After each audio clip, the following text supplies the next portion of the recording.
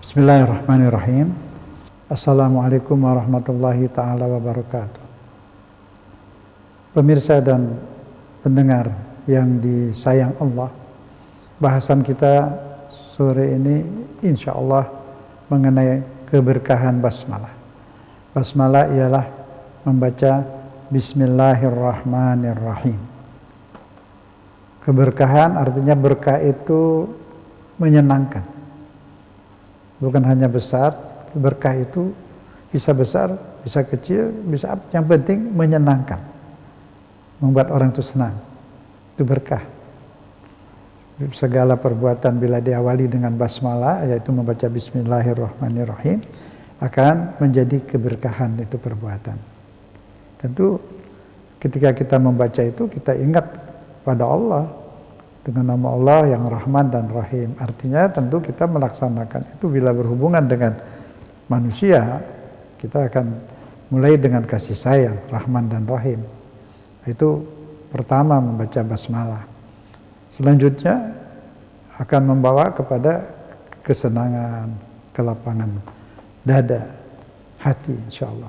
Kita bisa buktikan dari riwayat-riwayat yang terdapat dalam Al-Quran, antara lain kisah Nabi Nuh. Nabi Nuh diperintahkan untuk membuat kapal, bukan perahu, kapal besar. Semua masuk di situ, seluruh pohon, seluruh hewan, besar kali. Ya, bisa-bisa sebesar kelurahan atau ya seperti itu. Kalau tidak muat. Semua hewan, semua flora fauna semua masuk di situ. Jadi besar kali. Dan itu Allah perintahkan Nuh untuk membuat kapal di bawah pengawasan Allah. Di Al-Quran disebut bi'ayunina, di bawah mata kami. Ya terjemahnya jangan di bawah mata Tuhan, pengawasan. Walaupun di terjemah yang coklat itu, yang kulitnya coklat itu, ya ditulis mata itu. Seharusnya pengawasan. Artinya apa? Bimbingan Allah. Kan belum ada teknologi canggih waktu itu. Video buat kapal yang begitu besar, mungkin paku juga belum ada, pakunya dari kayu pasak. Tapi ini kan perintah Allah dan Allah bimbing untuk membuatnya. Ya anda usah heran lah kalau sudah ciptaan Allah. Kalau kita heran pada ciptaan Allah, pada diri kita sendiri juga kita heran. Kenapa paku ada? Terbuat dari apa ini bahan bakunya segala macam. Itu kita sudah di atas suprarasio, di atas kemampuan akal. Jadi kita hanya mengucap Subhanallah, Maha besar Allah dengan segala ciptaannya. Kita mulai. Bismillahirrahmanirrahim. Wa qala rkabu fiha bismillahi majreha wa mursaha. Yang baca majreha dan baca majroha. Wa qala rkabu fiha bismillahi majroha wa mursaha. Inna rabbi laghafurur rahim. Allahu akbar. Nabi Nuh berkata kepada masyarakat waktu itu, naiklah ke atas perahu, bismillah, dengan nama Allah. Nah dengan nama Allah ini apa artinya? Dengan nama Allah, dengan ridho Allah, dengan persetujuan Allah, dengan izin Allah, dengan takdir Allah. Itu artinya. Allah yang mana? Allah Tuhan yang melihara kita, Rabbi yang melihara saya, melihara anda, melihara semua yang ada di bumi. Kalau tidak dipelihara Allah, tidak ada yang hidup. Buah-buahan, pohon-pohon tidak menghasilkan buah, semua mati. Kita pun demikian. Tidak ada pabrik buat makanan kita, hanya mengolah yang dibuat Allah. Semua bikinan Allah. Dialah pemelihara. Segala yang kita minum, yang kita kenakan, yang kita pakai, yang kita makan, semua bikinan Allah. Dia pelihara. Allah melihara kita. Allah yang melihara kita, itu harus kita sadari. Dan dia apa? Pengampun. Yang dipelihara ini kadang-kadang tidak pandai bersyukur. Menelan rezeki Allah, minum semuanya. Tapi ngakui saja kalau ini dari Allah, berat sekali lidahnya mengucapkan Alhamdulillah.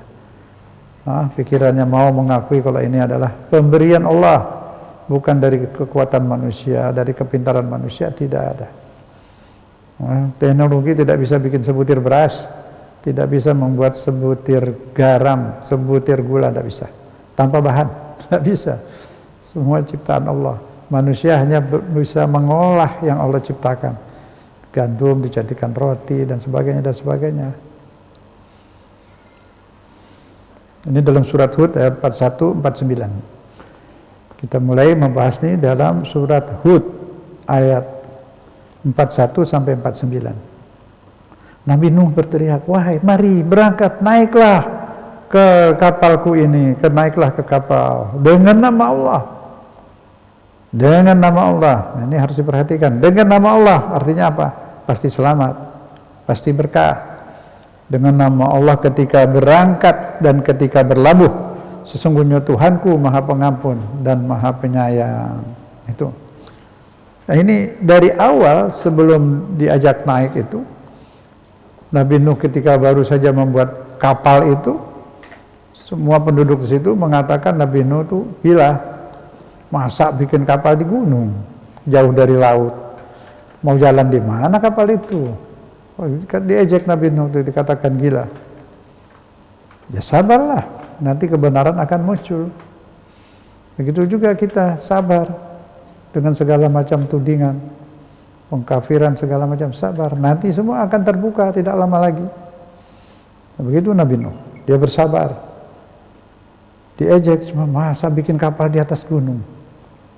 Dalam hati Nabi Nuh, kalian tidak tahu nih siapa yang perintahkan. Kalau yang merintahkan manusia, iya. Yang merintah ini yang bikin manusia, yang bikin gunung, yang bikin air. Kapal ini akan jalan di air. Loh, bagaimana di gunung bisa jalan di air? Bukan kapalnya turun ke bawah menuju air. Airnya nanti diperintahkan oleh Allah menjemput itu kapal. Airnya naik ke gunung. Nah, ini yang terjadi. Bagaimana air bisa naik ke gunung? Jumlah air sekarang ini di zaman kita, yang cair yang digunakan oleh manusia itu 6%. Pada zaman Nabi Nuh mungkin 0,1%. Nah, kalau sekarang air 6% bisa banjir, yang 94% ada di kutub utara, di kutub selatan, gunung-gunung es itu, belum lagi yang di dalam bumi, Artais itu, yang kita gunakan 6% kurang lebih. Kita daur ulang. Mungkin berapa puluh tahun lagi bisa 7%. Makanya kalau nggak diatur cepat-cepat ini, bikin dam, bikin danau, wah banjir terus. Sebab jumlah air akan ditambah terus. Sesuai dengan tambahnya manusia. Rezeki dijamin Allah dengan takaran.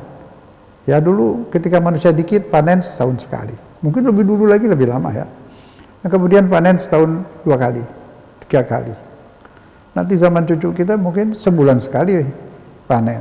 Terus ketika manusia sudah beberapa ratus miliar, mungkin padi ditanam pagi, sore bisa menuainya dengan ditemukannya pupuk-pupuk. Nah, pupuk ini manusia menemukan, bukan pipi, bukan manusia membuatnya, menemukan, kemudian mengolah. Pupuk ini diturunkan Allah dalam surah Ar-Ra'd itu, di waktu hujan ada kilat itu membuat pupuk. Jatuh bersama hujan, bersenyawa nanti dengan apa yang ada di tanah ini, manusia akan menemukannya. Untuk pupuk itu saya tidak paham, yang saya mengerti di Quran itu Allah memberi rezeki itu ditakar sesuai dengan kebutuhan, dengan jumlah manusia. Jadi Allah yang pelihara ini semua. Allah yang pelihara semua ini. Manusia sudah yang dipelihara ikut saja aturan yang memelihara. Walaupun tidak masuk akal. Bukan tidak masuk akal, suprarasio, di atas kemampuan akal. Buktinya ini, bikin kapal di atas gunung. Mereka yang tidak mau nurut kepada peraturan Allah bilang, gila ini, tidak masuk akal, gila ini. Nah, lihat nanti siapa yang nggak benar. Allah perintahkan. Allah perintahkan tentu dengan sebab. Artinya apa? Mungkin matahari didekatkan ke dua kutub, cairlah. Cadangan-cadangan air yang ada di kutub selatan dan utara cair. Ketika itu cair, apa yang terjadi? Bumi digenangi air. Ayatnya, wahya tajri fi maujin kal jibal. Kapal itu berlayar, dijemput oleh air. Airnya naik gunung, jemput kapal itu. Berlayarlah kapal itu di antara gelombang yang melampaui gunung. Gelombang melampaui gunung. Dan besarnya gelombang itu sebesar gunung. Tingginya itu. Kapal itu besar. Kaljibal. Kemudian apa yang terjadi? Wa nadanu ibnahu. Nabi Nuh memanggil putranya. Ya bunayya irkab ma'ana. Wahai anakku, mari naik bersama kami ke kapal ini. Apa kata anaknya? Wa kana fi ma'zil, anaknya ada di sana jauh. Ya bunayya irkab ma'ana, naik bersama kami hai anakku. Apa katanya? Qala sa'awi ila jabalin ya'simuni minal ma'. Kata ayahnya, naik bersama kami ini, jangan ikut orang-orang yang membangkang itu, kafir itu. Anaknya menjawab, sa'awi ila jabalin ya'simuni minal ma'. Saya akan pergi ke bukit, ke gunung sana. Sebelum air sampai ke gunung ya, sebelumnya ini. Aku akan selamat dari air banjir. Kata ayahnya, apa kata Nabi Nuh? La asimal yawma min amrillah illa man rahim. Saat ini tidak ada yang bisa selamat. Ini takdir Allah, ini keputusan Allah, kecuali orang yang mendapat rahmat dari Allah. Kemudian apa? Wahala bainahumal mauju fakana minal mughraqin. Maka gelombang air itu, gelombang yang besar itu menjemput anak putranya Nabi Nuh, dibawa, ditelan oleh air gelombang itu, dan dia bersama orang-orang yang tenggelam, tidak selamat artinya. Yang tidak naik ke dalam perahu, ke dalam kapal Nabi Nuh, tidak ikut naik, itu semuanya hancur dan tenggelam. Itu jika Allah menghendaki semua itu bisa terjadi. Mudah-mudahan di zaman kita sekarang ini, di negeri kita ini tidak terjadi di dunia ini. Tapi kalau Allah berkehendak, ya siapa yang bisa mencegah? Tidak ada yang mampu mencegahnya. Kalau manusia ini sudah kelewatan jahatnya, zolimnya, berbuat zolim, kemudian menguasai media-media untuk membenarkan perbuatannya, malah dituduh yang dizolimi itu adalah zolim, diputar balik semua. Siapa yang bisa dibohongi? Sementara bisa bohongi manusia, tapi yang pasti Allah tahu apa yang dikerjakan sebenarnya. Kemudian setelah lama mereka di kapal itu kan membawa segala pohon-pohon, membawa hewan-hewan. Mereka di kapal itu bersenang-senang. Nah, jangan bayangkan jerit-jerit ketakutan. Ini perintah Allah ini. Takdir Allah, tidak susah. Menyenangkan kalau ikut perintah Allah itu. Kapal berjalan terus, tidak sama dengan yang difilmkan itu, yang kita lihat itu. Tidak seperti itu bayangan-bayangan yang tidak pas itu. Besar kapal itu. Di dalam kapal itu mereka potong kambing. Allah takdirkan kambing-kambing yang dibawa itu dengan cepat, beranaknya dipercepat, besarnya dipercepat, disembelih. Mereka makan daging situ, makan senang-senang. Buah-buahan pohonnya dipercepat, langsung tumbuh semua, berbuah-buah semua. Ini perintah Allah, yang bikin di semua Allah. Allah mau bikin pohon itu berproses dari biji ditanam, kemudian tumbuh, berkembang, berbunga, bisa. Tapi kalau Allah mau percepat, bisa saja. Mau bikin manusia melalui perkawinan, jadi bayi, kemudian besar. Tapi kapan-kapan pernah dia bikin langsung dari tanah, langsung jadi manusia, tanpa perkawinan, tanpa proses jadi bayi, Adam. Ada yang tanpa perkawinan, tapi melalui proses. Habis janin proses membesar, Nabi Isa. Ada yang harus melalui proses. Kita ini manusia, Adam langsung jadi. Pohon pun udah bisa buat begitu, buat pohon lama berkembang berbuah. Dalam beberapa jam sudah berbuah. Dia yang bikin, dia yang atur, dia takdirkan, suka-suka dia. Dia mau buat apa saja bisa. Dia yang bikin semuanya, dia yang kuasai ini semua negerinya. Suka-suka dia. Dia mau kasih tenggelam, ya suka-suka dia. Dia hancurkan, kirim angin di kaum yang lain, hancur. Yang ditenggelamkan, yang ditelan bumi, yang dilempari batu. Ada yang lempari batu tuh, mati itu. Di surat Al-Ma'arij itu. Tidak nurut. Sekarang ini di sholat tidak ada, masih banyak orang yang sujud malam hari, yang sholat berjam-jam di malam hari, yang sujud, dia baca Quran, dia bercakap-cakap dengan Allah, dia munajat. Bayi-bayi yang sedang nyusu, Allah merahmati itu semua. Allah merahmati berkat kesolehan orang-orang yang dekat dengan Allah. Bayi yang menyusu, Allah insya Allah tidak menjatuhkan bencana kepada kita. Azanallah min zalik. Itu kita lanjutkan ini kisah perahu Nabi Nuh, kapal Nabi Nuh. Jadi di kapal itu mereka bersenang-senang, tidak bawa bekal makanan, nasi bungkus, nasi kotak, nggak ada zaman itu. Jadi Allah takdirkan langsung di situ tanaman tertumbuh, gandum-gandum tumbuh, bisa buat roti langsung di kapal itu. Ada sate di situ, ada buah-buah. Mereka bersenang-senang. Kenapa bersenang-senang? Bismillahirrahmanirrahim majraha wa mursaha. Kapal ini berangkat, mereka masuk ke dalam kapal ini dengan apa? Bismillahirrahmanirrahim dan dengan Bismillahirrahmanirrahim majraha wa mursaha. Dengan nama Allah ketika berangkat, dengan nama Allah dan ridha Allah ketika berlabuh. Itu dia berkahnya ada di situ. Kita sekarang sudah banyak meninggalkan basmalah, Bismillahirrahmanirrahim. Buat surat harus Bismillahirrahmanirrahim, diawali dengan Bismillahirrahmanirrahim. Nabi juga bersabda, perbuatan yang tidak diawali dengan Bismillahirrahmanirrahim, dengan basmalah akan terputus, tidak berkah. Tidak berkah itu artinya apa? Tidak bisa menyenangkan, bikin susah. Biar tambah besar tapi bikin susah. Itu kalau besar tapi tidak bikin susah, itu bukan berkah namanya. Susah. Nah, di situ yang penting berkahnya itu. Nah, kalau mau berkah harus diawali dengan basmalah. Bismillahirrahmanirrahim. Setiap beritahu sias ini kan sebelum Assalamualaikum, Bismillahirrahmanirrahim, basmalah dulu. Alhamdulillah, sholawat, baru Assalamualaikum. Ya nggak apa-apa kan. Habis hadisnya begitu, awali dengan basmalah. Ini Nabi Nuh diawali dengan basmalah. Bismillahirrahmanirrahim. Jangan diremehkan itu. Ini masalah besar, masalah keberkahan dan keselamatan. Ada lagi kita lihat. Apa Nabi mengatakan? Keluargaku seperti perahu Nabi Nuh. Siapa yang ikut naik masuk, dia akan selamat. Yang tidak ikut akan tenggelam. Ini hadis ini banyak sekali terdapat di beberapa hadis di Ahlus Sunnah ya. Di Imam Sayyuti di kitabnya itu Durrul Mansur, At-Tabarani di Awsat, Al-Hakim di kitab Mustabrak, Muslim, Ahmad bin Hanbal di Musnadnya, banyak sekali ini. Imam Syafi'i juga banyak nih, kalau mau dibacakan lama ini.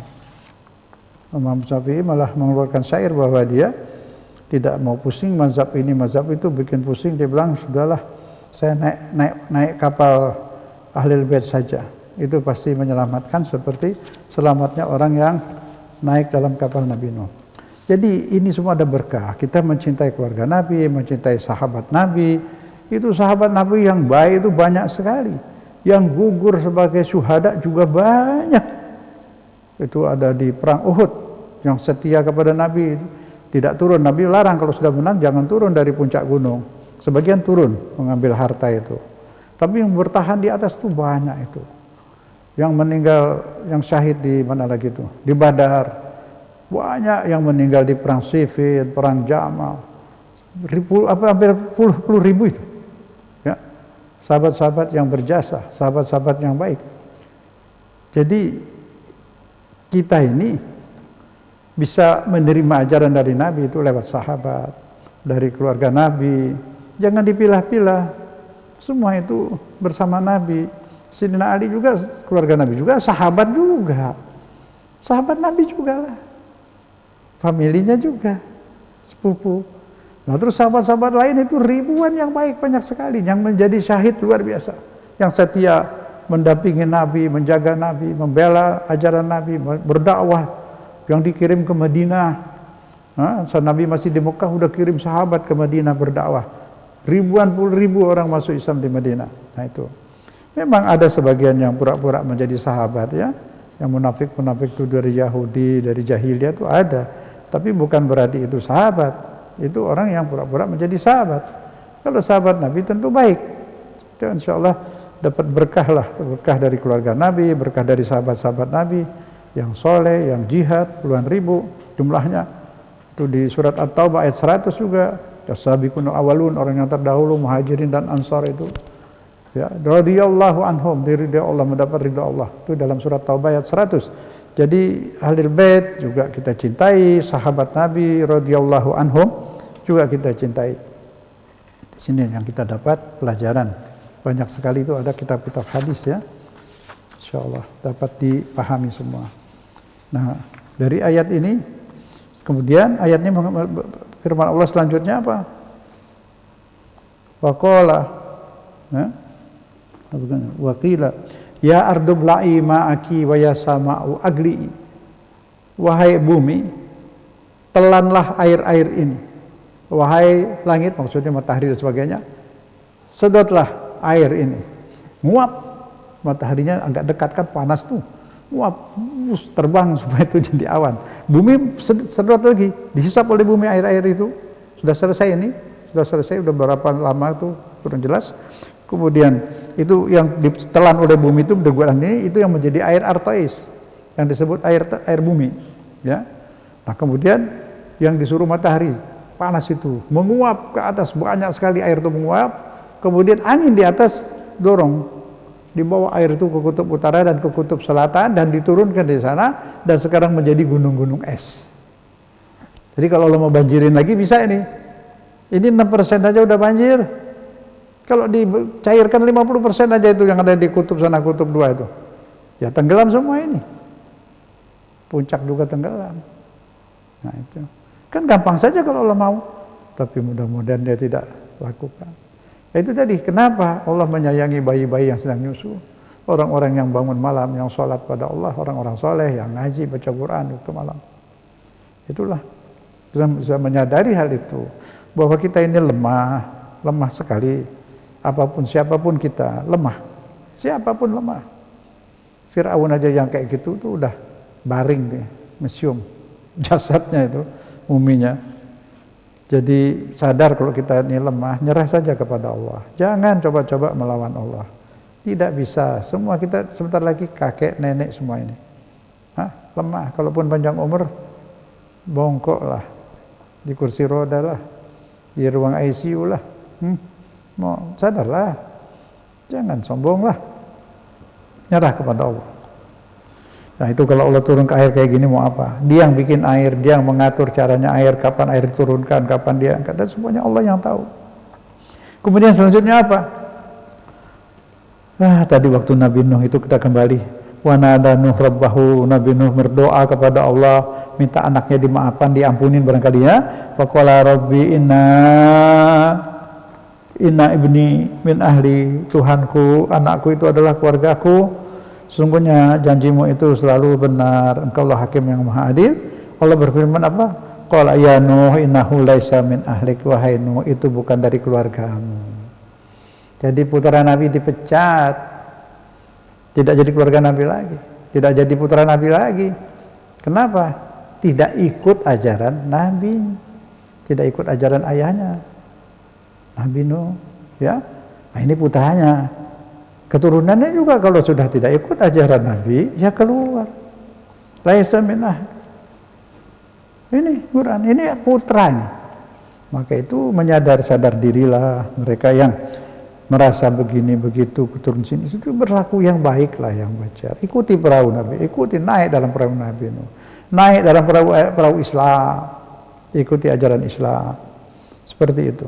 Ya ini jelas sekali. Sampai keluar dia, kata perbuatan itu tidak soleh, tidak benar. Wala tas'alni ma laysa laka bihi ilm. Kemudian Allah bilang kepada Nabi Nuh, jangan minta padaku yang engkau tidak tahu. Jangan tanya kepadaku, atau minta, sebenarnya di sini minta yang engkau tidak mengerti. Begitulah Allah memberi nasihat kepada Nabi Nuh supaya tidak menjadi tidak tahu, supaya tahu. Apa kata Nabi Nuh? Minta maaf dia. Qala rabbi inni a'udzubika an as'aluka ma laysa li bihim. Saya mohon ampun padamu, lindungi aku agar tidak bertanya lagi yang saya tidak pahami. Saya tidak paham. Dia tidak paham. Sekarang sudah dikasih paham. Anaknya Nabi Nuh tidak soleh, dipecat dari keluarga Nabi Nuh. Ya kan? Nah itu harus kita menyadari semua ini. Siapapun yang mendengar ini, insyaallah amal yang menentukan, bukan keturunan. Amal dan kesolehan yang menentukan. Ya kalau misalnya dia keluarga Nabi, dia amal ibadah bagus, ya seperti Sayyidina Ali, Sayyidah Fatimah, ya hebat banget. Dan pasti insya Allah bagus seperti itu mestinya ya. Kemudian keberkahan bismillah ini kita bisa lihat lagi dalam apa? Kisah Nabi, apalagi yang menyangkut bismillah? Nabi Sulaiman. Dia berdakwah karena dia mau dakwah kepada Ratu Balqis dan makhluk-makhluk lain banyak yang diajak ikut Nabi Sulaiman ini. Bukan hanya manusia, bukan hanya jin, ribuan makhluk yang bukan manusia, bukan jin. Nanti. Dia bukan jin, bukan manusia, makhluk jenis lain banyak yang kita nggak tahu, banyak kali. Nah, Nabi Nuh mengatakan apa? Dia kirim surat kepada Balqis. Awal suratnya apa? Innahu min Sulaiman wa innahu bismillahirrahmanirrahim. Dengan bismillahirrahmanirrahim. Allah ta'alu alayya wa atuni muslimin. Allah ta'alu alayya wa atuni muslimin. Apa artinya itu? Jangan melawan padaku. Datanglah kepadaku, berserah diri, tunduk. Itu surat An-Naml 30:31. Surat semut, di surat semut. Kenapa cerita Nabi Sulaiman ada surat semut? Itu karena Nabi Sulaiman dengan pasukannya itu sedang berjalan, dia dengar suara semut. Semut sedang berkata, ini pasukan Sulaiman, tentaranya mau lewat, nanti kita diinjak mati kita. Ayo terbang balik semua. Nah, bubar, lari semua semut-semut itu masuk ke liangnya. Tapi sebelumnya Nabi Sulaiman dengar, kemudian stop pasukannya, stop. Ada semut mau nyebrang, stop, jangan jalan dulu. Nah, begitu. Ada punya peri kemanusiaan. Ya. Nah, ini lihat ajaran Islam. Ini bukan sekedar cerita di Quran. Ini artinya apa? Kita harus bersabar, menyelamatkan orang lain. Semut saja diselamatkan, dihormati. Semut pun dihormati. Berhenti Nabi Sulaiman dengan pasukannya itu. Nah, ini juga mobil-mobil ya. Ada orang mau nyebrang apa itu ya, kasihlah mereka kesempatan untuk nyebrang. Coba kita lihat baca Quran itu dipahami. Ini bukan sekedar kisah. Fa'tabiru ya ulil absar. Hai orang yang punya mata hati, jadikan pelajaran kisah-kisah yang ada dalam Al-Quran. Jadikan pelajaran kisah-kisah yang ada dalam Al-Quran. Nabi Sulaiman mengatakan, innahu min Sulaiman wa innahu bismillahirrahmanirrahim. Allah ta'alu alayya wa atuni muslimin. Ini dari Sulaiman.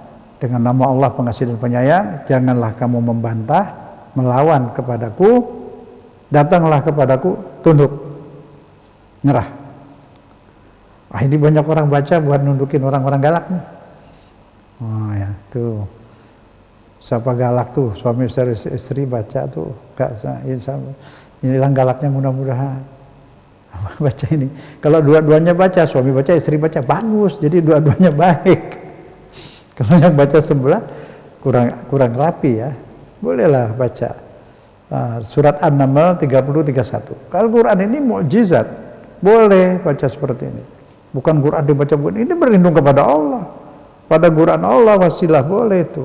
Segala yang kepada Allah yang boleh, yang tidak kepada Allah itu yang tidak boleh.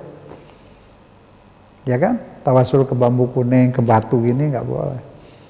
Tawasul kepada Allah, pada kitab Allah, nah, semua itu bisa. Ya, An-Naml 30:31 ya, bagus tuh kalau suami baca, istri juga baca. Insya Allah jadi dua-duanya jadi baik, ya nggak berdebat lah, baca bareng, Insya Allah. Ya kalau ada siapa aja, kalau ada juga pejabat-pejabat mempersulit gitu, tanda tangan surat atau apapun, bacain aja inilah, dalam hati bacanya, Insya Allah. Insya Allah. An-Naml 30:31. Itu kan artinya kan seperti itu. Itu kan dibaca oleh Nabi Nuh. Bikin surat lagi ya. Nah, dia bikin surat, kita baca. Kan dari Quran ini. Nah, begitu. Jadi betul cerita kisahnya. Habis waktu kalau saya ceritakan semua. Itu Ratu Balqis kan akhirnya datanglah, cerita yang gampangnya saja. Dan tunduk. Rut. Nah, ikut kepada Nabi Sulaiman. Hanya saya mau sampaikan, ketika dia mau datangkan itu istananya kan, ada ifrit mau dalam sekejap mataku bisa bawa ke sini. Tapi nggak mau dia urusan sama itu. Ada yang lain, aku bisa bawa lebih cepat lagi kan gitu. Nah siapa dia nih? Bukan jin, bukan manusia. Nah itulah makhluk Allah. Kita nggak tahu segalanya. Kita ini sedikit dapat ilmu yang kita tahu. Makanya kita tak boleh sombong. Alam di luar ini banyak banget, kita nggak tahu apa-apa. Ketika kita ada di pasar, di masjid itu ada banyak makhluk-makhluk lain juga kita nggak tahu. Tamu yang ke rumah kita itu manusia atau siapa kita juga nggak tahu. Banyak itu. Di masjid itu juga banyak. Kita tidak tahu. Maka itu jangan bilang tidak ada. Kalau kita tidak lihat, tidak tahu, jangan bilang tidak ada. Dan tidak tahu kan lebih benar. Mau dari mana tidak ada? Apa yang tidak ada? Yang kita tidak lihat tidak ada. Banyak yang kita tidak bisa lihat. Ada tapi kita tidak lihat. Maka itu yu'minuna bil ghaib. Beriman kepada yang gaib. Arti gaib itu ada tapi tidak nampak, tidak kelihatan. Begitu maksudnya. Jadi banyak sekali, banyak takdir Allah itu luar biasa di sini, di alam ini. Nyerahlah, nggak ada jalan lain. Kita ini terbatas, tenaga terbatas, pikiran terbatas, ilmu terbatas. Walaupun ilmu itu membawa berkah. Baca bismillah menambah ilmu. Ilmu membawa berkah. Coba dia teka-teki. Ya. Teka-teki apa? Apa yang bila diisi menjadi lapang? Segala-gala kalau diisi kan jadi sempit. Gelas diisi air sudah nggak ada ruang lagi. Kalau penuh. Yang bila diisi menjadi lapang itu bila diisi ilmu. Ilmu terisi dalam dada, dalam pikiran kita itu tambah lapang. Tambah berilmu, tambah lapang dada. Tambah penuh toleransi. Tambah banyak ilmu, tambah tahu bahwa aku sebenarnya tidak tahu. Baru tahu ini, berarti banyak lagi yang aku belum tahu. Jadi ilmu itu membawa berkah, membuat lapang dada. Ilmu itu kalau terisi bikin lapang, bukan bikin sempit. Kalau ruangan ini diisi barang, jadi sempit. Tapi kalau dada ini diisi ilmu, tambah luas. Nah itu. Jadi sesuatu yang mengisi tambah luas itu ilmu. Seperti itu. Jadi berkah dengan baca bismillah itu, yang ikut dalam perahu Nabi Nuh itu bersenang-senang. Siap makan minum ada di situ. Dijamin Allah, kan Allah yang pelihara. Ini Allah yang suruh. Tidak mungkin Allah suruh, dia tidak menjamin, tidak mengurus. Dia urus, disayang.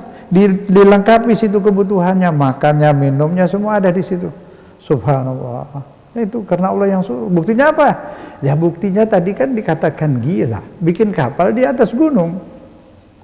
Tapi karena Allah yang suruh, bukan kapalnya turun ke air, airnya datang menjemput kapal.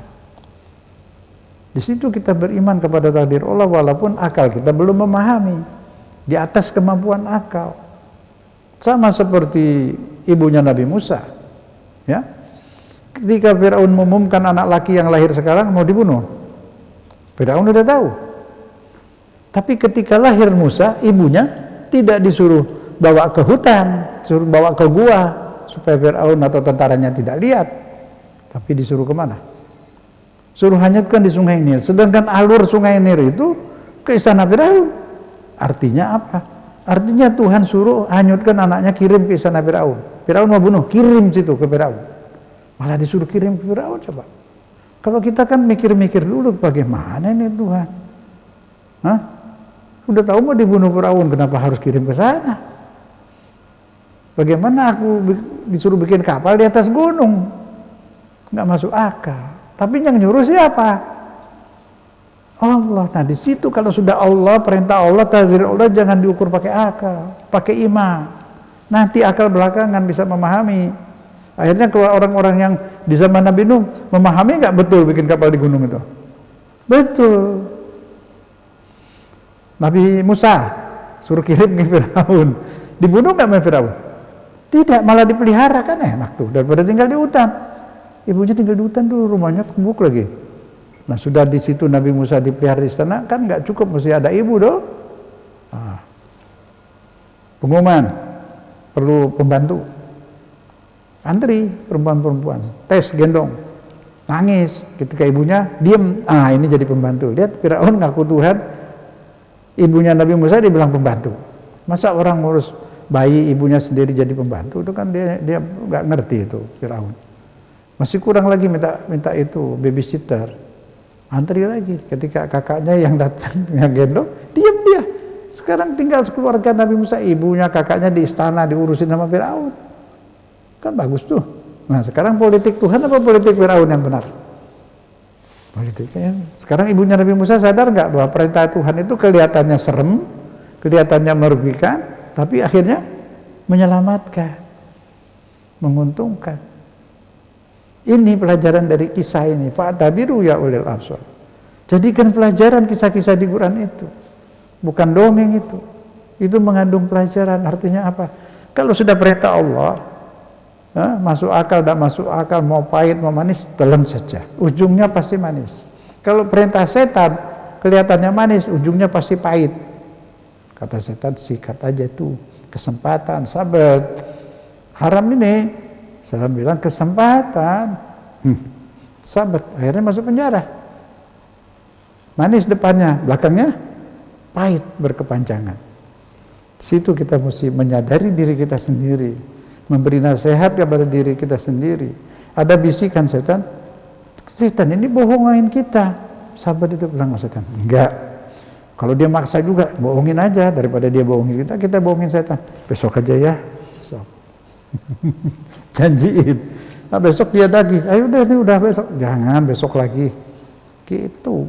Kalau diminta kapan, tanggal berapa? Ya udah tanggal 29 Februari lah. Februari kan sampai 28. Bohongin setan boleh. Jangan ikuti, bohongin terus. Gantian, jangan kita dibohongin sama setan. Setan yang kita bohongin, gitu.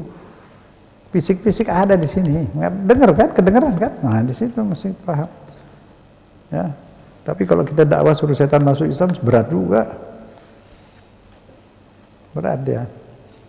Kalau yang anak buahnya iblis itu luar biasa, menyusahkan sekali. Baik, selanjutnya sekarang kita dapat memahami dari kesimpulan-kesimpulan ini bahwa basmalah itu, membaca bismillahirrahmanirrahim itu mengandung berkah. Dan yang namanya berkah itu ialah sesuatu menjadi menyenangkan. Apapun yang kita lakukan itu diawali dengan basmalah, selamat, menyelamatkan dan menyenangkan. Ini masalahnya. Itu yang di kapal Nabi Nuh itu senang. Jangan kira di banjir setinggi itu dia pada susah teriak-teriak, nangis-nangis. Ini tidak ada itu. Ya, semua tadi saya sudah sampaikan, daging itu ada, kambing bisa disembelih dia bikin, terus buah-buahan itu ada, semua ada di situ. Begitu juga yang selanjutnya Nabi Sulaiman dipindahkan Islam dengan mudah. Orang yang dia ingin masuk Islam akhirnya masuk Islam. Semua tercapai, menyenangkan, jadi bagus. Tuh kan, Nabi Musa begitu juga, dia ikut dengan bismillah, dia bayinya itu dituruti perintah Allah, akhirnya Nabi Musa selamat. Begitulah seterusnya kita dari kecil diajarin ya, apa-apa baca bismillah. Tapi sekarang saya lihat banyak sudah berkurang ini bismillahirrahmanirrahim. Orang kirim surat tidak ada basmalahnya, harusnya ada bismillahirrahmanirrahim. Di atas surat itu mau nulis buku, mau apa saja diawali dengan bismillahirrahmanirrahim. Itu hadisnya banyak sekali. Insyaallah ini kita sampaikan ini bermanfaat, dan yang mendengar untuk menyampaikan kepada yang tidak mendengar, dan terutama yang mendengar di jalan bisa sampaikan pada keluarga di rumah. Segala yang wajib seperti ini untuk mengingatkan bahwa ini perintah Allah, dan ada bukti 2 kisah di Quran, selamat, menyenangkan karena diawali dengan membaca bismillahirrahmanirrahim. Assalamualaikum warahmatullahi ta'ala wabarakatuh.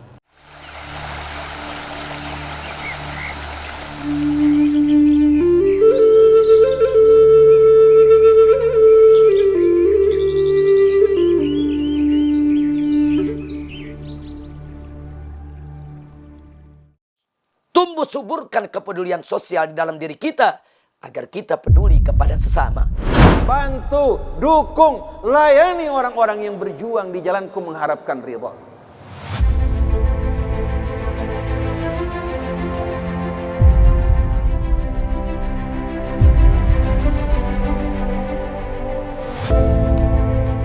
Ada yang menyeru, ada yang menyambut. Ada yang mengajak, ada yang bergegas.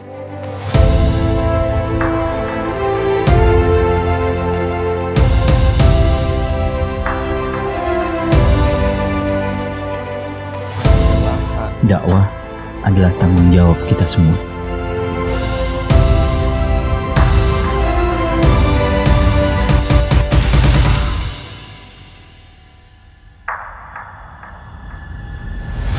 Yang mampu berceramah, dakwah dengan lisan menyebarkan seruan kebaikan. Yang bisa menulis dengan kalam tulisan. Ada yang menyumbangkan pikirannya, ada yang memberikan tenaganya untuk dakwah. Bahkan banyak yang memberikan support dakwah dengan harta yang baik serta apapun yang dimilikinya. Ambil bagian, jangan tertinggal. Lakukan sesuatu, jangan diam. Meski hanya mampu menitipkan sesuatu yang kecil dan ringan, maka itu sumbangan yang besar untuk dakwah. Mari bergabung bersama kami, Gerakan Pejuang Dakwah.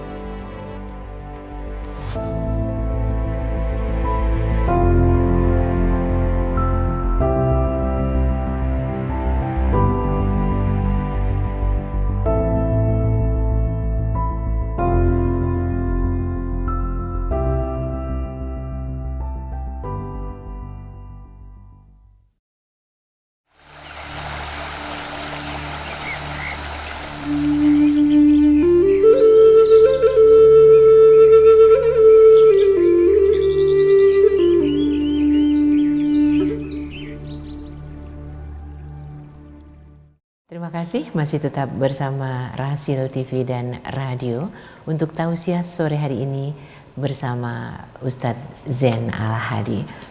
Baik ikhwan akhwat, kita sekarang ke SMS yang sudah dikirim Ustadz. Pertanyaannya dari 081 berapa nih?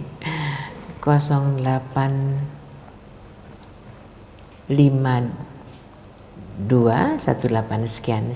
Sekali lagi tolong ya kalau kirim SMS dengan format nama, kemudian usia, baru kemudian lokasi dan pertanyaannya ya. Ini Ustadz, bagaimana cara mewiridkan basmalah sebagai zikir setelah sholat? Oh ya, ada alamat di sini Bapak Asmar di Bekasi. Silahkan Ustadz. Zikir maksudnya? Aha, Ya. sebagai bentuk zikir. Bismillahirrahmanirrahim. Boleh, silahkan bilangannya bebas berapa saja mau. Niatkan aja di hatimu, 1000, mau 100 dan sebagainya. Pengalaman pribadi ya, saya pernah menulis Bismillahirrahmanirrahim 10.000. Jadi bisa 1000 atau 10.000, tulis saja. Jadi di ini macam ini kertas folio. Bismillahirrahmanirrahim, Bismillahirrahmanirrahim. Ini satu baris bisa dapat 4. Terus ke bawah terus sampai penuh. Terus ganti halaman lagi semampunya saja. Bukan buat jimat, bukan. Nanti setelah ditulis mau 1000 kah, apa bisanya 3000, sampai 10.000. Sudah nggak apa-apa, taruh aja di lemari lah. Masa Bismillah dibuang ke kertas di jalan yang nggak baik lah. Bukan jimat, tidak. Menulisnya aja itu ada keberkahan. Saya setelah itu merasa banyak mendapat keberkahan setelah nulis itu. Kayak ada banyak terbuka gitu. Jadi Bismillahirrahmanirrahim, Bismillahirrahmanirrahim, Bismillahirrahmanirrahim, tidak dibarisin. Bismillahirrahmanirrahim terus satu baris itu bisa 4 atau 3 lah ya, tergantung menulisnya. Terus ke bawah. Nah, kalau mau niat 1000 boleh sekali duduk. Lebih baik lagi kalau lagi puasa itu, sambil puasa nulisnya. Indah kan? Tulis gitu, semampunya lah, 1000, 2000, 3000 boleh.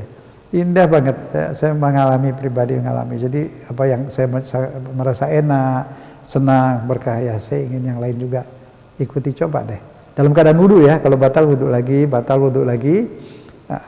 waktu nulisnya itu wudhu lebih baik, padahal enggak, tapi lebih baik kalau bisa dalam waktu puasa.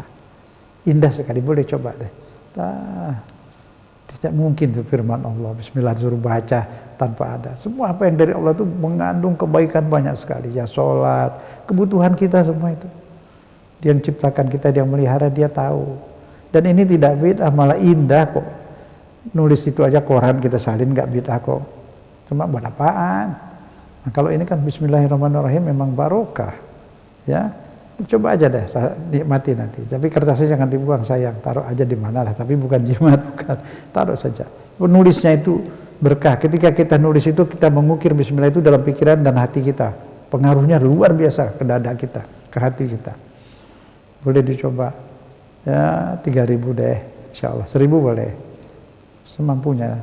Tapi indah sekali deh. Indah sekali. Sambil puasa, dalam keadaan wudu. Sholat berhenti, makan boleh berhenti. Gitu.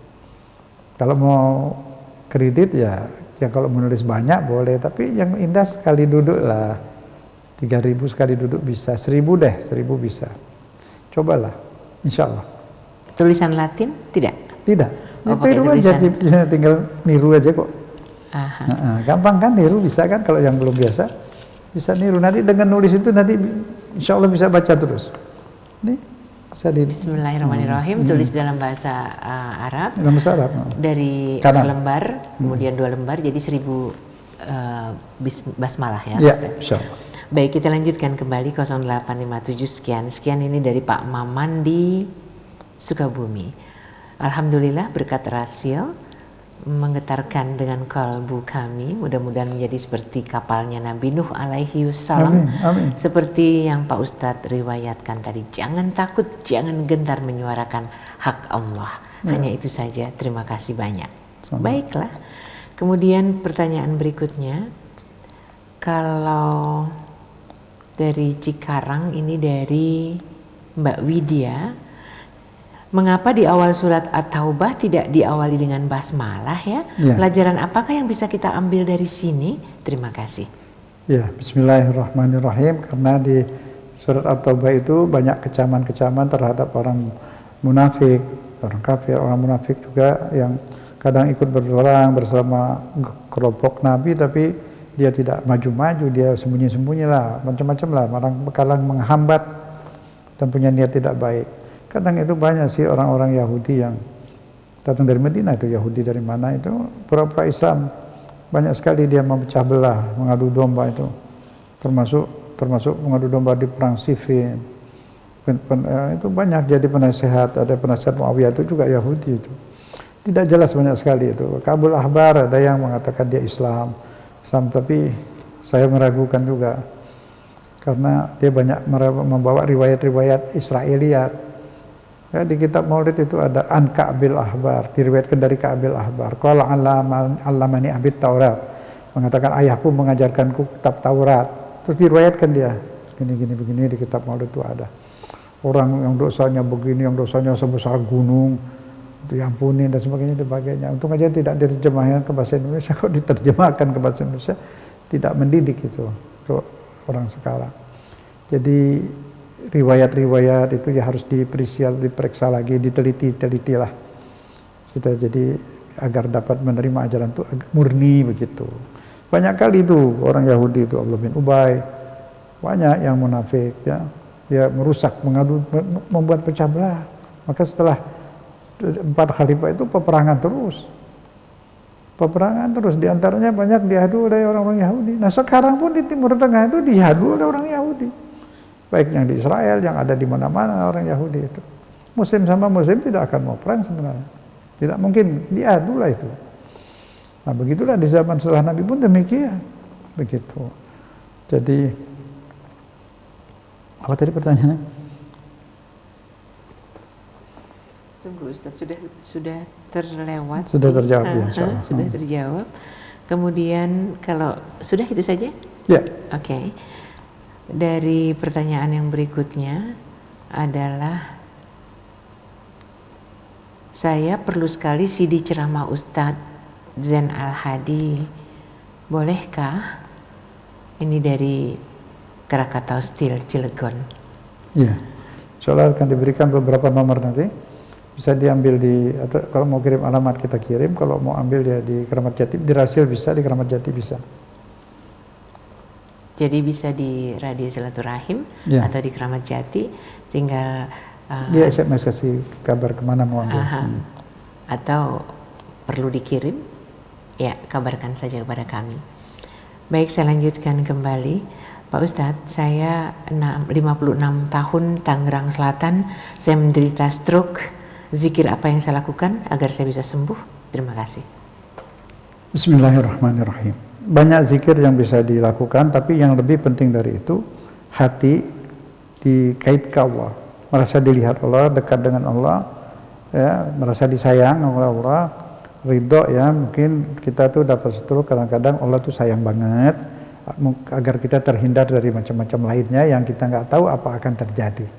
Nah, kita minta sama Allah untuk agar kita diselamatkan. Nah, cara Allah menyelamatkan ya begitu, sehingga kita nggak kemana-mana. Indah sekali, sementara kok, tidak ridho Pak, itu sangat menyenangkan kalau tahu sebabnya itu, dan dampaknya indah sekali. Sementara kita, nanti insya Allah dibiasakan pindah ke alam sana, sehat, segar, muda, ganteng Bapak dan sebagainya. Jadi dari sekarang ridho, pasti ada kebaikan. Berobat boleh saja. Nah, banyak-banyak baca Quran saja. Quran itu jantung Quran itu Yasin. Jantungnya Quran, baca surat Yasin, surat lain juga dibaca, surat Ar-Rahman dibaca, zikir banyak bisa, Bismillahirrahmanirrahim juga bisa, La ilaha illallah bisa, sholawat juga diperbanyak, sholawat Nabi. Nah, sebelum sholawat, Bismillahirrahmanirrahim. Setiap mau sholawat harus Bismillahirrahmanirrahim juga. Bismillahirrahmanirrahim. Allahumma sholli ala Sayyidina Muhammad wa ali Muhammad, Allahumma sholli ala Muhammad wa ali Muhammad. Boleh Sayyidina, boleh tidak, ada masalah itu. Diawali dengan salawat. Salawatnya, Bismillahnya satu kali, terus salawat. Bersalawat banyak Pak, diperbanyak, baca Quran, indah sekali. Tapi yang penting dari itu semua, Bapak ridho sama Allah, percaya, ridho deh, tahu ini ada, aku tahu ini Engkau sayang padaku ya Allah. Dengan begini aku jadi lebih dekat denganmu, dengan begini aku sering menghadapmu. Terima kasih ya Allah atas segalanya. Indah sekali insya Allah. Baik, yang berikutnya Ustadz Zain Al-Hadi. Ketika istri saya divonis dokter harus melakukan persalinan secara sesar, tapi kami hakul yakin, banyak berdoa kepada Allah, disertai dengan ikhtiar, alhamdulillah istri saya dapat melahirkan secara normal, ditangani oleh dokter yang memvonis harus sesar tersebut. Apakah ini juga termasuk berkah dari basmalah? Bismillahirrahmanirrahim, betul. Dari basmalah dan keyakinan Bapak. Jadi di samping membaca basmalah itu, walaupun kita pikiran kemana-mana, itu sudah ada berkahnya, tapi persentasenya lebih rendah ya. Tapi ketika kita baca basmalah, hati kita ingat pada Allah, itu energinya lebih tinggi. Sangat luar biasa Al-Quran ini. Jadi kita ada contoh ya, baca basmalah itu, perahu Nabi Nuh. Disebut di Quran, Bismillahirrahmanirrahim. Dengan nama Allah, Bismillah, ketika berangkat, ketika berlabuh. Indah ya. Kemudian juga Nabi Sulaiman bisa menundukkan Ratu Balqis dengan Bismillahirrahmanirrahim. Dia menulis surat juga diawali dengan Bismillahirrahmanirrahim. Jadi banyak kali orang-orang dulu tuh banyak keberkahan karena mereka dulu patuh apa-apa Bismillahirrahmanirrahim. Kita ini karena sibuk barangkali ya agak kurang saya mendengar orang membaca Bismillahirrahmanirrahim. Insya Allah kita mulai didik anak-anak kita dan kita mulai memperbanyak Bismillahirrahmanirrahim. Insya Allah. Baik. Terima kasih sekali untuk teman-teman yang ada di Batam, kemudian juga di Pontianak, di Sukabumi, di Semarang, dan di Banyuwangi untuk juga menyiarkan acara ini. Ibu Sunar, Jakarta Timur, bagaimana kalau saya di usia 60 tahun ini masih saja sholatnya nggak khusyuk? Apa yang harus saya lakukan Pak Ustadz? Terima kasih banyak. Bismillahirrahmanirrahim. Ya Ibu, memang semua kita itu berusaha untuk khusyuk, belajar untuk khusyuk. Ibu bertanya ini bagus sekali, insya Allah banyak nanti cara-cara untuk khusyuk, dari mulai tempat sholat, kita cari tempat yang kira-kira tenang ya, rapi begitu. Saya juga mulai berjuang juga, belajar untuk khusyuk ya, sama. Saya pilih pojok, di pojok, jadi di hadapan saya itu dinding gitu ya. Saya untuk menghindari melihat lain-lain, karena kalau di tempat terbuka ada yang lewat, ada yang apa segala macam gitu. Jadi diambil di depan dinding, di pojok situ. Kita agak ke kanan sedikit kan? Nah, disitulah. Jadi dari mulai wudhu kita niat ini mau menghadap Allah. Dari mulai basuh muka ini membersihkan pikiranku. Ya, ketika sholat nanti nggak ingat apa-apalah, nggak ada restoran, nggak ada bank, itu bersih, hanya kita berdua Allah gitu, berusaha. Walaupun nanti ada setan ganggu terus. Setan itu waduh, khotawati syayatin, di Quran sebut khotawati syayatin. Bertahap-tahap dia caranya itu mengganggu kita. Punya planning yang rapi, canggih, jangan main-main. Begitu itu harus hati-hati banget. Dan khawatat itu langkah-langkah yang dia pakai digunakan itu bertahap. Dia punya taktik jitu. Taktik itu dengan taktik-taktik. Misalnya kita udah mulai ceramah gini, itu setan pinter banget itu. Dia bilang, waduh, indah kamu ceramahnya, bagus. Nah, kita disuruh sombong itu. Kita sholat bangun malam, wah kamu hebat.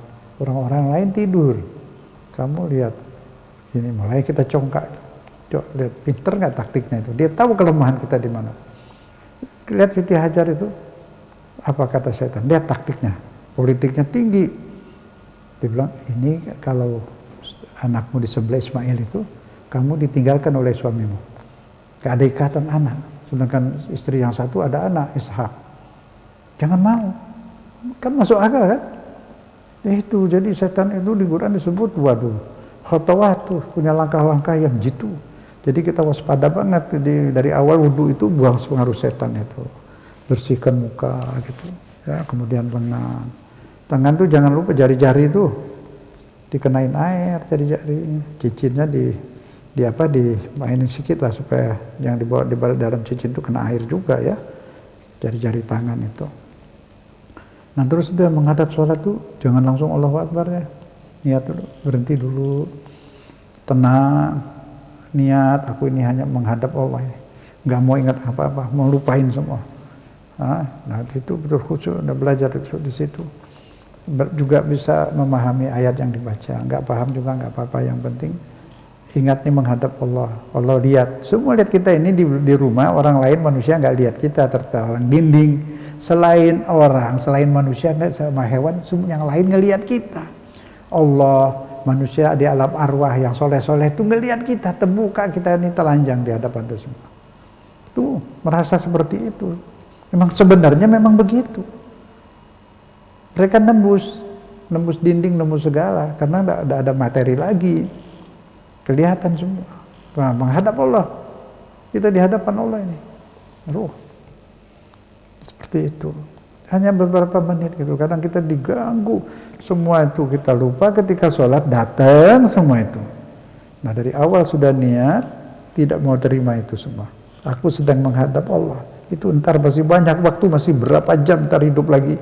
Sudah sholat masih punya waktu banyak. Nah jadi kita mesti pandai juga menjadi ustadz untuk diri kita. Kita bukan setan yang di luar sana banyak, itu baca auzu kabul. Ini setan yang di dalam ini, di hati ini. Bisikan-bisikan itu yuwaswisu fi sudurin nas. Membisik-bisikkan macam-macam di hati ini. Nah itu yang harus kita lawan. Tadi saya katakan bohongin, lawan. Auzubillah, tidak. Kamu tidak bisa ganggu saya. Saya beriman, saya kuat. Saya nggak butuh kamu. Kamu jahat. Saya butuh pada Allah. Itu. Boleh jawab seperti itu. Boleh. Marahi setan itu dalam hati. Benar. Ya lawan, disuruh bilang aduun, musuhmu setan itu. Kata Allah di Quran. Aku sudah peringatkan, itu musuhmu. Alam ahad laikum ya bani Adam Allah ta'budu syaitan. Bukan menyembah, jangan mengikuti setan. Bisikannya tuh luar biasa. SMS-nya banyak. Dia tidak pakai HP, dia punya teknologi canggih juga itu. Masuk ke sini, masuk ke pikiran, masuk ke hati itu SMS dia itu. Itu kita buang, jangan diterima, insya Allah. Kemudian yang penting waktu sholat itu merasa dilihat Allah, itu aja udah membantu sekali. Merasa dilihat Allah. Kalau juga memang seperti itu mau ditambah dengan pemikiran, berpikir tentang akhirat sambil sholat boleh. Mau mati, kita mau mati kan begitu. Ya kan benar kan? Dimandiin, dikapanin, udah nggak bisa mandi sendiri lah, dimandiin. Kapannya seperti itu. Hidup itu badan. Ruh kita langsung sana di alam hidup sana. Ini yang sudah meninggal saudara kita, teman kita ini lagi ngapain kira-kira di sana? Ada yang bebas, ada yang tanya itu baris krim kalau di sini ya, tanya-tanya, dibikin proses verbal gitu semua. Memang ada ampunan, tapi hukum tetap ditegakkan itu. Kadang-kadang kalau orang baik itu didoain dari sini, anak-anaknya atau siapapun dapat membantu itu. Nah, kita dalam sholat boleh mengingat akhirat, takut pada neraka itu ya. Takut pada neraka itu sama dengan takut pada Allah. Malu, segan pada Allah tuh, malu banget sama Allah gitu. Dia baik banget, kitanya kurang bersyukur ya. Begitulah, berpikir seperti itu di waktu sholat boleh. buang pasar, buang restoran, buang ATM. Tentang Allah, tentang akhirat boleh. Itu bagus, membantu khusyuk itu. Alihkan ke sana. Boleh mengenang di akhirat, mengenang orang itu sedang apa, itu saja. Ke sana boleh itu. Semua yang menyangkut kepada Allah boleh, ya. Begitu, insya Allah. Pertanyaan yang dikirim oleh hamba Allah di Cengkareng. Pak Ustadz, anak saya ganteng-ganteng dan cantik. Yang cowok ada yang mau, tapi dia punya alasan banyak untuk tidak menerimanya. Begitu juga yang perempuan, kerja di bank, ada juga yang buka toko, tapi jodohnya semuanya jauh. Ada yang bilang jodohnya ketutup. Saya disarankan untuk datang ke kiai. Saya ragu Pak Ustadz, apa yang harus saya lakukan? Saya sudah sholat malam dan saya juga sudah berdoa. Apa yang harus saya lakukan? Bismillahirrahmanirrahim. Dibantu saja dengan bacaan-bacaan, ya. Ibu juga bisa, kalau memang supaya ibu puas, ibu bisa baca Al-Quran, ya. Baca Al-Quran, baca Al-Baqarah di depan anaknya, baca ayat kursi, ya boleh, ya supaya yakin apa betul ketutup apa tidak, bisa saja. Ibu sendiri, ibu bisa pencet kukunya nih. Kalau kelihatan nih kuku saya bentuk apa nih, ke bawah, ya. Kita pencet kukunya dengan kuku kita gitu, menindih itu, ya gini. Ini sambil baca ayat kursi, agak keras sedikit sini, boleh pegang di mana badan yang agak, sambil baca ayat kursi terus, bisa itu, lari dia. Ya, dianya juga kalau lebih baik dia baca Quran banyak-banyak, dia baca Al-Baqarah, lepas insya Allah, ya. Memang kadang-kadang ada, tapi ini saya beri ingat juga, yang wanita itu kalau mandi sekarang kadang-kadang ada cermin, ya. Nah, itu kalau mandi ada cermin tanpa busana itu bisa dicintai oleh makhluk, oleh jin. Nah, kalau dicintai oleh jin, dia tidak bisa kawin dengan manusia, tapi dia tidak bisa dekat, tidak bisa buat apa-apa, tapi bisa menghalangi untuk nikah karena dia cemburu. Itu enggak laki enggak perempuan. Jadi kalau kamar mandinya itu ada cermin, harus pakai basahan, ya. Mendingan atau cermin usah dulu. dikasih cermin deh, Kalau usah dikasih cermin itu lebih baik, ya.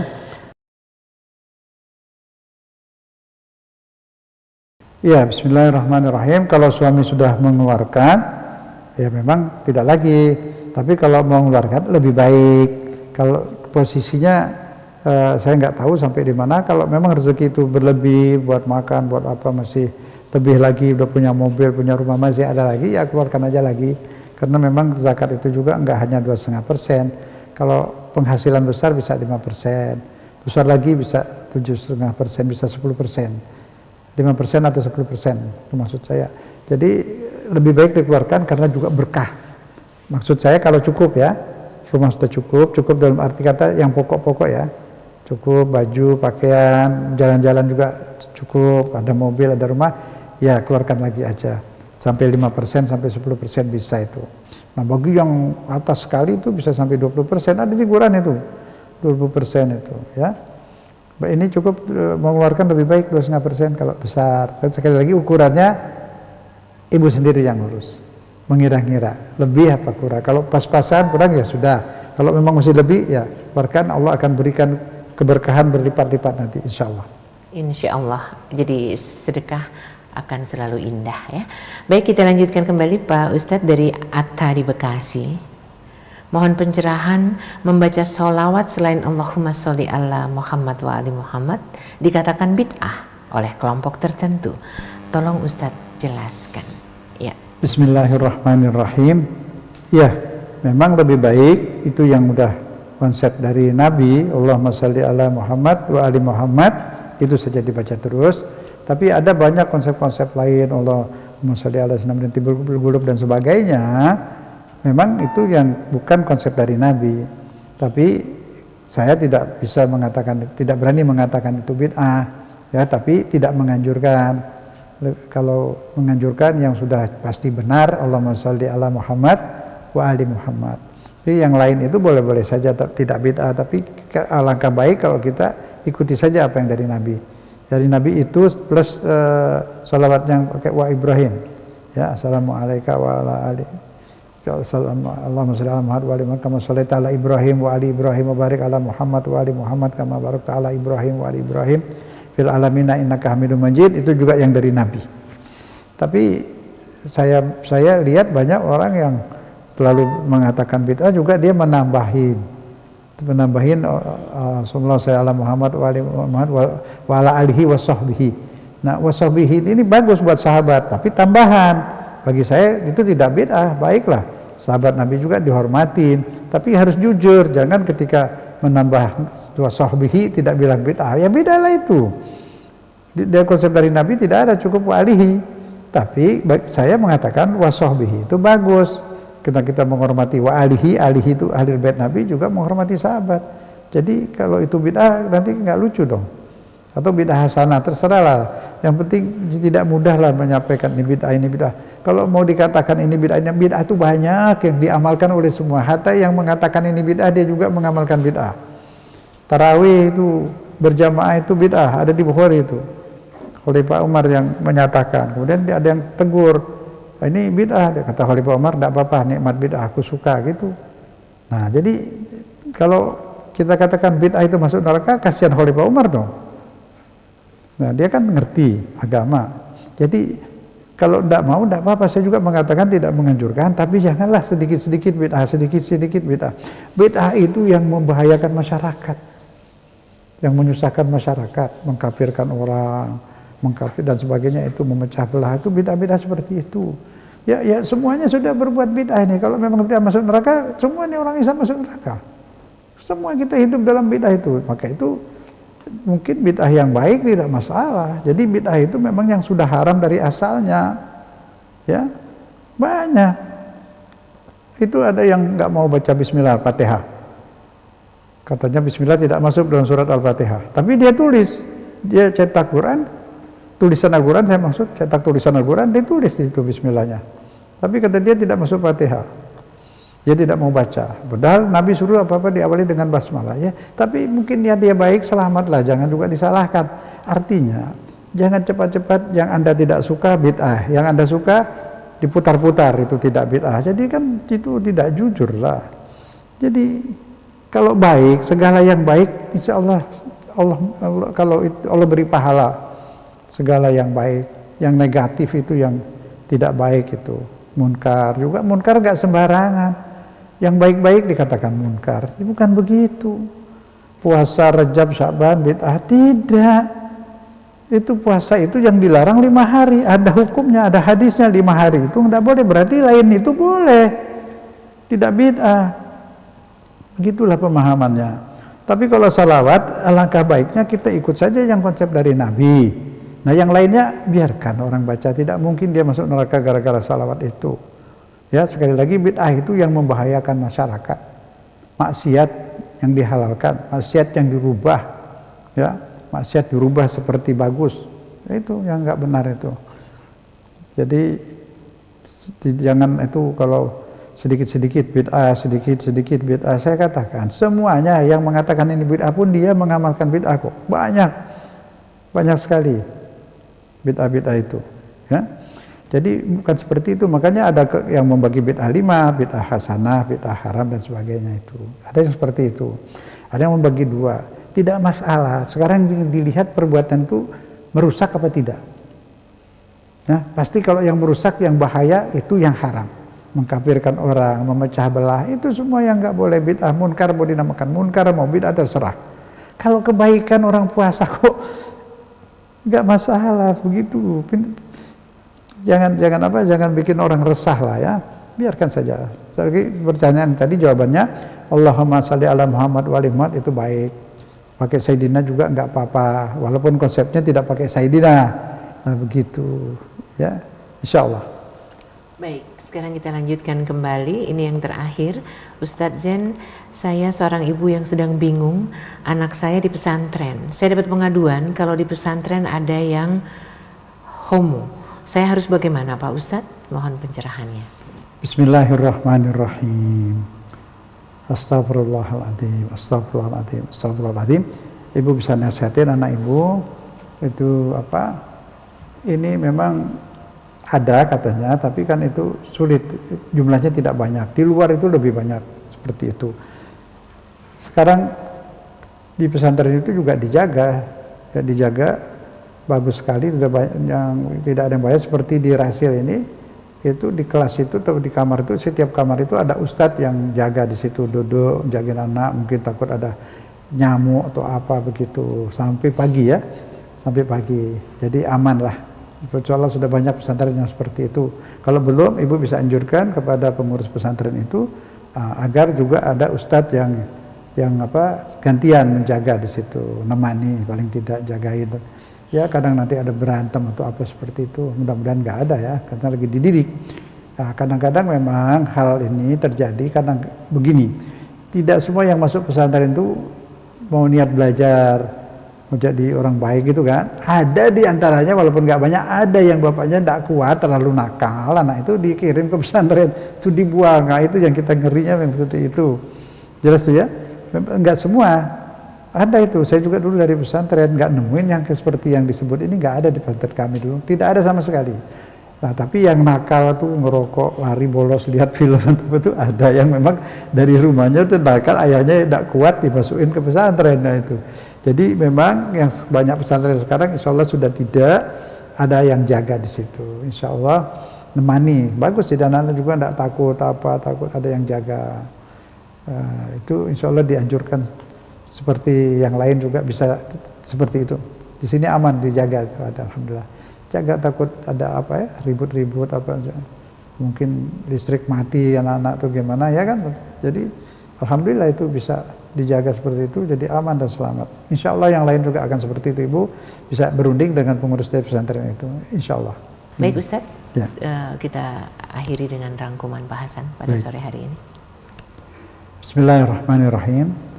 Pemirsa dan pendengar yang disayang Allah, alhamdulillah kita telah bahas tadi bagaimana indahnya membaca basmalah, Bismillahirrahmanirrahim, yang membawa berkah dan keselamatan, terbukti dengan selamat mereka yang ikut dalam kapal Nabi Nuh, ya, dan mereka senang sekali di kapal itu, semua lengkap, ada makanan, buah-buahan, daging-daging juga ada, roti juga ada. Itulah Allah yang berkuasa di bumi. Kalau dia perintahkan apa saja, walaupun nampaknya pahit, nampaknya pedas, lakukan saja, ujungnya pasti manis, karena itu perintahnya dari Allah.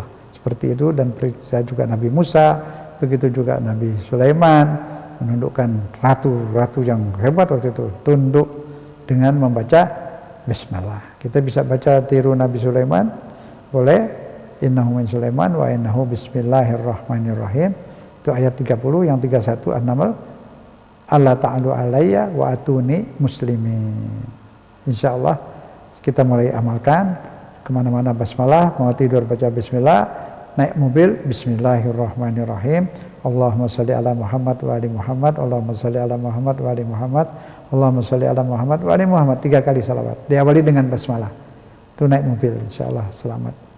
Dan terus kalau mau tambahin lagi mobil dan pesawat, tambah lagi bacaannya Nabi